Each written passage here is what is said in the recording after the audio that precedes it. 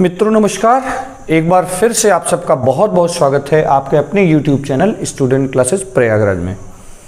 हम लोग अपनी मूल विधि की क्लास में हैं और लगातार लेक्चर के माध्यम से हम अपने मूल विधि वाले सिलेबस को कवर कर रहे हैं। ये क्लास आप जानते हैं कि स्पेशली डिज़ाइन है किसके लिए। आप सबकी जो लगातार डिमांड थी वो स्पेशली है यूपीएसआई के सिलेबस को हम कवर कर रहे हैं।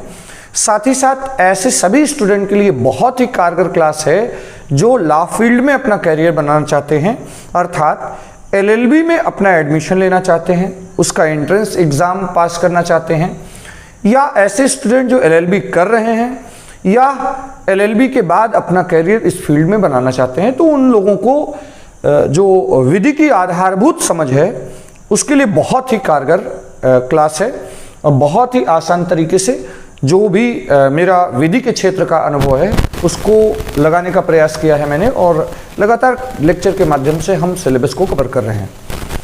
बात कर लेते हैं कि आज हम लोग क्या करने वाले हैं। तो आज हम लोग स्पेशली एफआईआर और एनसीआर के बारे में जानेंगे, दो चीज़ों के बारे में। किसके बारे में? एफआईआर और एनसीआर के बारे में जानेंगे। ठीक, तो बहुत ही महत्वपूर्ण जनरल टॉपिक है एफआईआर और एनसीआर। हम लोग एफआईआर और एनसीआर के बारे में जाने उसके पहले देख लेते हैं कि एफआईआर का जो सामान्य अर्थ क्या होता है और एनसीआर का क्या अर्थ होता है। तो देखिए, एफआईआर का अर्थ है फर्स्ट इंफॉर्मेशन रिपोर्ट, प्रथम सूचना रिपोर्ट। एफआईआर का क्या अर्थ होता है? प्रथम सूचना रिपोर्ट, फर्स्ट इंफॉर्मेशन रिपोर्ट। अभी हम लोग देखेंगे कि हमारे किस कानून में इसके बारे में प्रावधान दिया गया है, उसकी कौन सी धारा है और इसकी क्या प्रक्रिया है। और एनसीआर का मतलब होता है नॉन कॉग्निजेबल रिपोर्ट। तो ये भी अपराध की ही रिपोर्ट है, ये भी अपराध की ही रिपोर्ट है, लेकिन ये नॉन कॉग्निजेबल रिपोर्ट है। तो अब हमको ये देखना पड़ेगा कि आखिरकार नॉन कॉग्निजेबल और कॉग्निजेबल क्या होता है। ठीक, हम लोग एफआईआर और एनसीआर को अच्छे से समझ सकते हैं तब जब हम लोग ये जानें कि आखिरकार अपराध होता ही क्या है। तो चलिए सबसे पहले बात करते हैं अपराध, और अपराध किस कैटेगरी में रखे जा सकते हैं, अपराध के कितने वर्ग होते हैं। तो देखिए, ये अपराध जो है ये हमारा कानून सीआरपीसी, क्रिमिनल प्रोसीजर कोड, दंड प्रक्रिया संहिता, यह एक प्रक्रियात्मक कानून है। यह सबसे प्रमुख आपराधिक दंड प्रक्रिया है। आपराधिक मामलों में प्रक्रियात्मक कानून कहाँ बताया गया है? एक कानून संहिताबद्ध किया गया जिसको हम लोग बोलते हैं सीआरपीसी, क्रिमिनल प्रोसीजर कोड। तो क्रिमिनल प्रोसीजर कोड क्या है?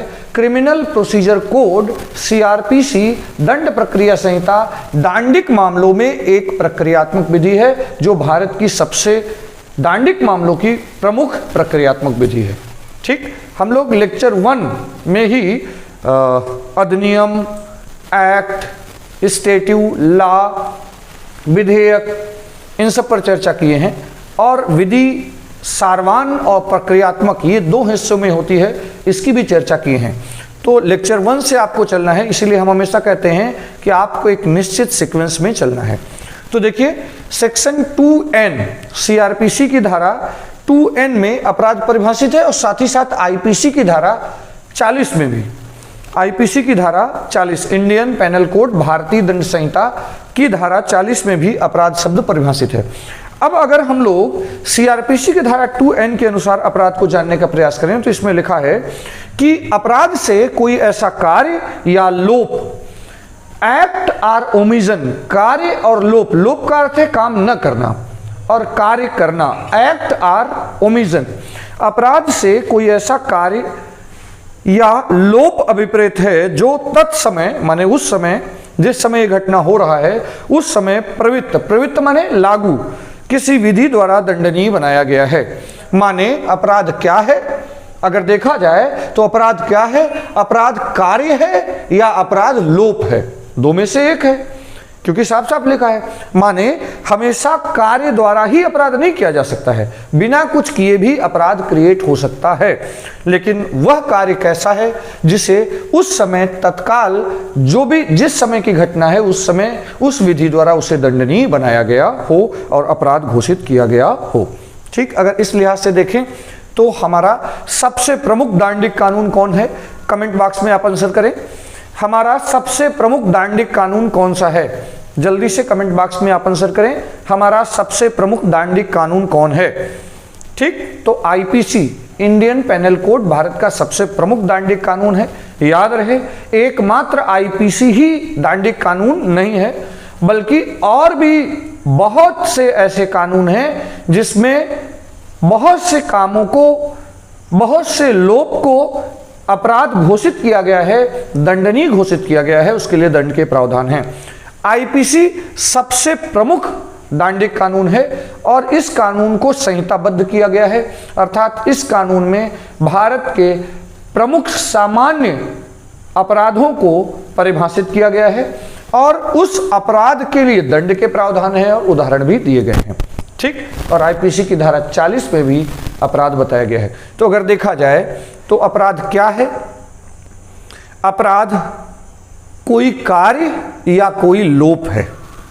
याद रहे, केवल कार्य ही अपराध गठित नहीं करता है, लोप, काम न करना, ओमिशन करना, यह भी अपराध गठित करता है।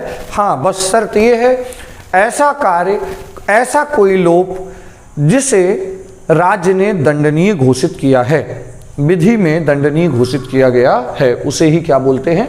अपराध बोलते हैं। जैसे मान लेते हैं कि आईपीसी की धारा 378 में चोरी के लिए दंड के बारे में प्रावधान है। तो वहां क्या बताया गया है? वहां वो बताया गया है कि अगर कोई व्यक्ति ऐसे ऐसे ऐसे कार्य करेगा तो क्या माना जाएगा? चोरी। तो अगर आपका अपराध, आपका कार्य व्यवहार उस परिभाषा में आता है तो क्या माना जाएगा? आपने चोरी किया, और चोरी करना भारत में दंडनीय अपराध है। तो कोई कार्य, कोई लोप, कोई कार्य जिसे राज्य ने रोका है उसे कर दिया जाए, और कोई लोप जिसे राज्य ने कहा है करने के लिए न किया जाए, और ऐसे कार्य करने और न करने दोनों को अगर दंडनीय घोषित किया गया है तो उसे क्या बोलेंगे? अपराध बोलेंगे। ठीक, अब अपराध जो होते हैं उनकी दो श्रेणियां होती हैं, नॉन कॉग्निजेबल और कॉग्निजेबल अपराध। क्या होते हैं? कॉग्निजेबल अपराध और नॉन कॉग्निजेबल। ठीक, कॉग्निजेबल का अर्थ होता है संज्ञेय, संगीन, गंभीर, और नॉन कॉग्निजेबल का मतलब होता है असंज्ञेय। ठीक, तो बार बार हम लोग संज्ञेय और असंज्ञेय न कह करके कॉग्निजेबल और नॉन कॉग्निजेबल कहेंगे। याद रहे, कॉग्निजेबल का अर्थ है संज्ञेय अपराध, संगीन अपराध, ज्यादा गंभीर अपराध, और नॉन कॉग्निजेबल का अर्थ है कम संगीन अपराध, असंज्ञेय अपराध। तो अपराध दो प्रकार के हो सकते हैं, कॉग्निजेबल अपराध और नॉन कॉग्निजेबल अपराध। इसे भी बाकायदा सीआरपीसी में परिभाषित किया गया है। अब आइए देख लेते हैं कि आखिरकार कॉग्निजेबल अपराध किसे कहते हैं। तो देखिए, लिखा है कॉग्निजेबल अपराध से अभिप्रेत है, माने क्या अर्थ है? अपराध से संबंधित ऐसा मामला जिसमें पुलिस अधिकारी वारंट के बिना गिरफ्तार कर सकता है। ठीक, तो देखिए, कॉग्निजेबल अपराध, संज्ञेय अपराध, गंभीर मामला, इसमें क्या राइट होता है? पुलिस बिना वारंट के ही व्यक्ति को गिरफ्तार कर सकता है, तो मामला गंभीर है। और गंभीर मामलों में पुलिस के द्वारा त्वरित कार्यवाही जरूरी होता है। तो वारंट का आदेश तो कौन देता है? मजिस्ट्रेट देता है। तो मामला न्यायालय में जाए, फिर वहां से न्यायालय कार्यवाही करे, अपना आदेश दे, आदेश संबंधित पुलिस अधिकारी तक पहुंचे। तो अपराध अगर कहीं घटित हो रहा है तो तुरंत, गंभीर अपराध कहीं घटित हो रहा है तो क्या जरूरी होता है? तुरंत रोकना। हो गया है तो तुरंत पुलिस को, पीड़ित को न्याय मिल सके और जो अपराधी है उसे कानून के दायरे में लाया जा सके, इसलिए जरूरी है कि पुलिस के पास तुरंत कार्यवाही का अधिकार हो। तो कॉग्निजेबल अपराध में वारंट के बिना ही कार्यवाही करने, गिरफ्तार करने का अधिकार होता है। और नॉन कॉग्निजेबल अपराध ऐसे अपराध होते हैं, ऐसे मामले होते हैं जिसमें पुलिस अधिकारी को बिना वारंट गिरफ्तार करने का अधिकार नहीं होता है। तो ये हल्के मामले होते हैं आमतौर पर, और हल्के मामलों में क्या, पुलिस बिना वारंट के गिरफ्तार न करे, वहाँ पर समय होता है। चूँकि पुलिस जब गिरफ्तार करती है तो लाइफ और लिबर्टी का मामला है, आर्टिकल 21 आपकी स्वतंत्रता का हनन होता है, उसको भी ध्यान में रखा जाता है। राज्य अपने कार्य करे, पुलिस अपने कार्य करे, अपराध रोके, समाज में शांति व्यवस्था स्थापित करे, लेकिन अपने अधिकारों का दुरुपयोग न करे, इस बात को पूरी तरह से ध्यान में रखा गया है। ठीक, हमको फाइनली जानना है क्या? हमको फाइनली जानना है एफआईआर क्या है और एनसीआर क्या है। तो हम लोग 3 और बात जान गए। एक तो क्या, अपराध किसे कहते हैं, दूसरा संज्ञेय अपराध क्या है और असंज्ञेय अपराध क्या है, कॉग्निजेबल और नॉन कॉग्निजेबल। ठीक, क्योंकि एफआईआर और एनसीआर का सीधा संबंध किससे है, कॉग्निजेबल और नॉन कॉग्निजेबल से। ठीक, तो देखिए एफआईआर क्या है, तो साधारण शब्दों में आप जान लीजिए, एफआईआर फर्स्ट इंफॉर्मेशन रिपोर्ट है, प्रथम सूचना रिपोर्ट है। किसका प्रथम सूचना रिपोर्ट है? संज्ञेय अपराध का, नॉन कॉग्निजेबल नहीं, कॉग्निजेबल अपराध का। ठीक, तो संज्ञेय अपराध की इत्तला, संज्ञेय अपराध की इत्तला ही क्या है, अपराध है और एफआईआर है। क्या है? एफआईआर है। संज्ञेय मामलों की इत्तला ही एफआईआर है और असंज्ञेय मामलों की सूचना ही क्या है, इत्तला ही क्या है, एनसीआर है, non cognizable report. Non cognizable असंज्ञेय मामलों की रिपोर्ट को ही क्या बोलते हैं, एनसीआर बोलते हैं। ठीक, और संज्ञेय मामले कॉग्निजेबल रिपोर्ट, कॉग्निजेबल अपराध की रिपोर्ट को क्या बोलते हैं, एफआईआर बोलते हैं। ठीक, एफआईआर कहाँ दर्ज होती है? एफआईआर पुलिस थाने में दी जाती है। कहाँ दी जाती है? एफआईआर पुलिस थाने में दी जाती है और ये हमेशा पुलिस अधिकारी को दी जाती है। यह संज्ञेय अपराध की सूचना है। क्या है? संज्ञेय अपराध की सूचना है और इसे कोई भी दे सकता है। ठीक, और इत्तला घटना होने के, संज्ञेय अपराध होने के बाद की सबसे पहली सूचना, इसीलिए इसका नाम एफआईआर, फर्स्ट इंफॉर्मेशन रिपोर्ट है। तो फर्स्ट इंफॉर्मेशन रिपोर्ट किसको मानते हैं? पहली सूचना को ही एफआईआर माना जाता है। ठीक, और इसी आधार पर, एफआईआर के आधार पर ही पुलिस को पावर मिलती है और पुलिस अन्वेषण शुरू करता है। किसका? संज्ञेय अपराध का अन्वेषण शुरू करता है। ठीक, अब देखते हैं कि एफआईआर के बारे में प्रक्रिया कहाँ बताई गई है। ठीक, हम लोग जान गए कि एफआईआर पुलिस अधिकारी को दी जाती है, पुलिस थाने में दी जाती है और पुलिस थाने में जब आप एफआईआर करते हैं तो बाकायदा उसके लिए राज्य सरकार द्वारा पुलिस ऑफिस में, थाने में जो एक डायरी, एक रजिस्टर उसके लिए विहित किया गया है, उसमें दर्ज किया जाता है। ठीक, और अब आजकल तो ऑनलाइन एफआईआर के भी प्रावधान हैं, आप कहीं से भी एफआईआर कर सकते हैं।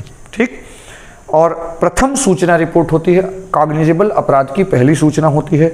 एफआईआर के आधार पर ही अन्वेषण प्रारंभ होता है, अर्थात अपराध का अन्वेषण, इन्वेस्टिगेशन पुलिस एफआईआर के आधार पर ही शुरू करती है। ठीक, आइए अब देख लेते हैं कि हमारे सीआरपीसी में एफआईआर के बारे में कहाँ प्रक्रिया दी गई है। तो याद रहे, सीआरपीसी के धारा 154, कौन सी धारा? सीआरपीसी की धारा 154 में किसके बारे में प्रावधान है? एफआईआर के बारे में प्रावधान है। बाकायदा उसमें पुलिस को इत्तला, ये सीआरपीसी का चैप्टर 12 है और चैप्टर 12 में पुलिस को सूचना और पुलिस के अन्वेषण के बारे में प्रक्रिया दी गई है और ये बहुत ही महत्वपूर्ण पार्ट है, चैप्टर है किसका? बहुत ही महत्वपूर्ण चैप्टर है किसका? सीआरपीसी का। तो 154 सीआरपीसी की धारा 154 में एफआईआर के बारे में प्रक्रिया दी गई है। अब अगर धारा 154 के बारे में, पूरे धारा 154 को हम बहुत अच्छे से पेरूजल करें, परिशीलन करें, तो वहाँ साफ साफ लिखा है, उस पूरे धारा 154 में साफ साफ निकल करके आता है कि पहली बात तो एफआईआर प्रथम सूचना रिपोर्ट है, संज्ञेय मामलों की प्रथम सूचना रिपोर्ट है। दूसरा, एफआईआर पुलिस थाने में दी जाती है। तीसरा, पुलिस थाने में लिखित या मौखिक किसी भी तरीके से दी जा सकती है, किसी भी भाषा में दी जा सकती है। ठीक, तो अगर भाषा और लिखित ही होने की बाध्यता होगी तो बहुत से लोग एफआईआर नहीं करवा पाएंगे। तो अगर लिखित है तो नीचे एफआईआर कर्ता द्वारा हस्ताक्षरित होगा और उसे बाकायदा राज्य सरकार द्वारा विहित एक निश्चित रजिस्टर में, दस्तावेज में दर्ज करेगा पुलिस थाने में जो भी भार साधक अधिकारी होगा और उसकी एक निःशुल्क प्रति एफआईआर कर्ता को देगा। एफआईआर की निःशुल्क प्रति एफआईआर कर्ता को देगा अगर लिखित है तो।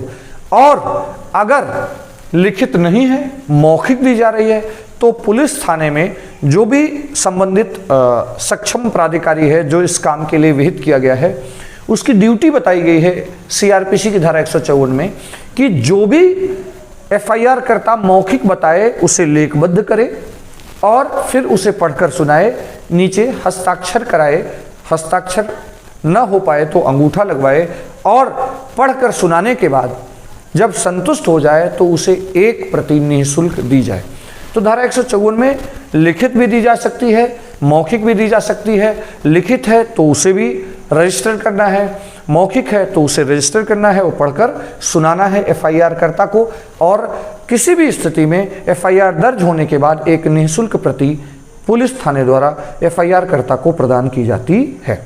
ठीक, अब स्थिति क्या हो सकती है कि हो सकता है कि आप एफआईआर कराने जाएं और पुलिस थाने का भार साधक अधिकारी जो भी सक्षम प्राधिकारी है इनकार कर दे। तब आप क्या कर सकते हैं, तब अनुच्छेद धारा सीआरपीसी की धारा 154 में क्या प्रावधान है, 154 के 3 में, सीआरपीसी की धारा 154(3) में आप अपने एफआईआर की सार सूचना एक कागज में लिखकर सीधे किसको पोस्ट कर सकते हैं, जिले के पुलिस अधिकारी को, और जिले का पुलिस अधिकारी माने जिले का पुलिस अधीक्षक।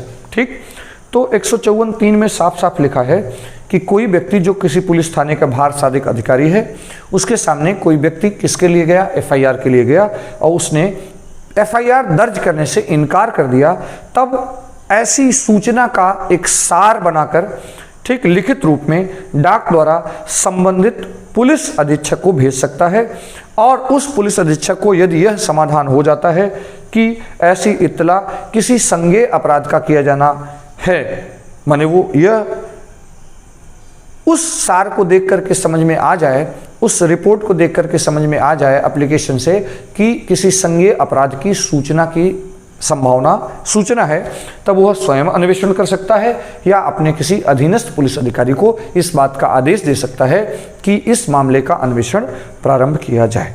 ठीक, तो इस तरह से सीआरपीसी की धारा 154 में एफआईआर दर्ज करने के बारे में प्रावधान है। तो हम लोग जान गए किसके बारे में, एफआईआर। अब बात करते हैं किसके बारे में, लेकिन याद रहे एफआईआर क्या नहीं है, एफआईआर साक्ष्य नहीं होता है। ठीक, अब हम लोग बात करते हैं किसके बारे में, एनसीआर क्या होता है। ठीक, non cognizable report, NCR, non cognizable report. ठीक, नॉन कॉग्निजेबल रिपोर्ट क्या होता है, ये असंज्ञेय अपराध की सूचना है। किसकी सूचना है, असंज्ञेय अपराध की सूचना है, और इसके बारे में बाकायदा सीआरपीसी की धारा 155 में कहाँ बताया गया है, पूरा प्रोसीजर कैसे दर्ज होगी 155 में, और वहाँ लिखा है कि असंज्ञेय मामलों के बारे में सूचना और ऐसे मामले में अन्वेषण पुलिस कैसे करेगा। लिखा है कि जब पुलिस थाने का भार साधक अधिकारी को उस थाने की सीमा के अंदर, जिस थाने का भार साधक अधिकारी है, असंज्ञेय अपराध के किए जाने की सूचना 155 में मिलती है, तब वह ऐसे सूचना का एक सार बनाकर ऐसे पुस्तक में दर्ज करेगा, माने जो रजिस्टर राज्य सरकार द्वारा विहित किया गया है उसमें दर्ज करेगा, और इत्तला देने वाले को क्या बताएगा कि मजिस्ट्रेट के पास, सक्षम मजिस्ट्रेट के पास वो जाए। और असंज्ञेय मामलों में आप जानते हैं सूचना पुलिस को दे सकते हैं, और पुलिस अधिकारी, सक्षम पुलिस अधिकारी किस मजिस्ट्रेट के पास आपको जाना है वह सूचना देगा, और इस मामले में बिना मजिस्ट्रेट के आदेश के पुलिस अन्वेषण शुरू नहीं कर सकता है। कोई पुलिस अधिकारी किसी असंज्ञेय मामले का अन्वेषण मजिस्ट्रेट के आदेश के बिना नहीं कर सकता है। और संज्ञेय मामलों में क्या हो सकता है, संज्ञेय मामलों में क्या हो सकता है, 154 में जो मामला आता है, जिसकी सूचना 154 में आती है, एफआईआर होती है, उसमें जैसे ही एफआईआर हुई वैसे ही कार्रवाई शुरू हो जाती है। ठीक, और फिर कोई पुलिस अधिकारी ऐसा आदेश मिलने पर अन्वेषण के बारे में वैसी ही शक्तियों का प्रयोग करता है जैसे कि पुलिस थाने का भार साधक अधिकारी संज्ञेय मामले में कर सकता है। तो जैसे ही मजिस्ट्रेट का आदेश मिल गया असंज्ञेय मामलों में, वैसे ही पुलिस थाने के पास पावर आ जाती है जैसे किसी संज्ञेय मामले में एफआईआर के बाद। ठीक, और एनसीआर में अगर कोई ऐसा मामला है जिसमें कोई ऐसी घटना है जिसमें कुछ घटना असंज्ञेय है और कुछ घटना संज्ञेय है, तो ऐसा मामला संज्ञेय मामला माना जाता है और उसमें एफआईआर दर्ज होती है। ठीक, तो ये था क्या, एनसीआर। हम लोग क्या जाने, हम लोगों को जानना था एफआईआर क्या है और एनसीआर क्या है, इसके बारे में सीआरपीसी की किस धारा में प्रक्रिया है और पुलिस के पास क्या पावर होती है। यहाँ हम लोगों ने जाना अपराध किसे कहते हैं, अपराध को कहाँ परिभाषित किया गया है, संज्ञेय अपराध क्या होता है, असंज्ञेय अपराध क्या होता है, अर्थात कॉग्निजेबल अपराध और नॉन कॉग्निजेबल ऑफेंस क्या होता है, इसके बारे में कहाँ पर परिभाषा दी गई है। और फिर दोनों प्रक्रिया, दोनों ही मामलों में पुलिस की अलग अलग किस प्रकार की पावर है। फिर हम लोगों ने देखा एफआईआर का पूरा नाम फर्स्ट इंफॉर्मेशन रिपोर्ट, प्रथम सूचना रिपोर्ट है, और एनसीआर का पूरा नाम नॉन कॉग्निजेबल रिपोर्ट अर्थात असंज्ञेय मामलों में पुलिस को सूचना है। एफआईआर के बारे में सीआरपीसी की धारा 154 में प्रोविजन है, प्रक्रिया बताई गई है कैसे दर्ज होगी और पुलिस अधिकारी कैसे पावर प्राप्त करता है। और एनसीआर के बारे में सीआरपीसी की धारा 154 में है। और एफआईआर संज्ञेय मामलों की होती है, असंज्ञेय मामलों की एनसीआर दर्ज होती है। और एफआईआर संज्ञेय मामलों में पुलिस अधिकारी बिना वारंट ही मजिस्ट्रेट के आदेश के बिना ही अन्वेषण प्रारंभ करता है, गिरफ्तार कर सकता है, उसके पास पावर है। और असंज्ञेय मामलों में पुलिस अधिकारी मजिस्ट्रेट के आदेश के बिना गिरफ्तार नहीं कर सकता है, वारंट के बिना गिरफ्तार नहीं कर सकता है और अन्वेषण नहीं शुरू कर सकता है। ठीक, तो ये आज का हमारे मूल विधि का टॉपिक कंप्लीट हुआ। पीछे से आपको लेक्चर 1, 2, 3, 4 इस सीक्वेंस में आना है और बीच से नहीं देखना है। और जहाँ जहाँ आपको टेस्ट प्रोवाइड किए गए हैं उस टेस्ट को भी ज़रूर करना है और बहुत ही हल्के से मूल विधि को पढ़ना है, समझते हुए चलना है। रटने के चक्कर में मूल विधि में नहीं पढ़ना चाहिए। आपकी अगर समझ बनी तो बिना रटे ही आप कर सकते हैं। और स्ट्रेटजिक पढ़ना चाहिए कि पूरी धाराओं में, किसी भी अधिनियम की पूरी धाराओं में हमारे लिए कौन सी महत्वपूर्ण बातें हो सकती हैं, आप किस फील्ड में जा रहे हो, उससे रिलेटेड कौन सी धाराएं हैं। तो वो सारी चीज़ सुझाव हम लोग समय समय पर आपको लेक्चर के माध्यम से देते रहते हैं। साथ ही साथ आपको कमेंट जरूर करना है कि मूल विधि की क्लास आपको कितना फ़ायदेमंद है, कितना कारगर है, ये आपको ज़रूर बताना है। और आपके सुझाव के लिए हमारा कमेंट बॉक्स हमेशा खुला रहता है। आप अपने वैल्यूएबल कमेंट ज़रूर दें। और अगर आप 159 का सब्सक्रिप्शन लिए हैं, 119 वाला सब्सक्रिप्शन लिए हैं तो केवल मूल विधि है, और 159 का सब्सक्रिप्शन लेते हैं तो आपको 6000 प्लस प्रैक्टिस सेट जो चल रही है, हमारा प्रैक्टिस बैच चल रहा है जिसमें मैथ, रीजनिंग, जीएस को टॉपिक वाइज पूरे सिलेबस को कवर कराया जा रहा है, उसे भी प्राप्त कर सकते हैं। और उस 159 वाले सब्सक्रिप्शन में आपको मूल विधि भी मिल जाता है, उसके लिए अलग से पे नहीं करना पड़ता है। ठीक, तो आप अपने कमेंट जरूर दीजिएगा। आज की क्लास में दीजिए इजाज़त, फिर मिलेंगे। धन्यवाद।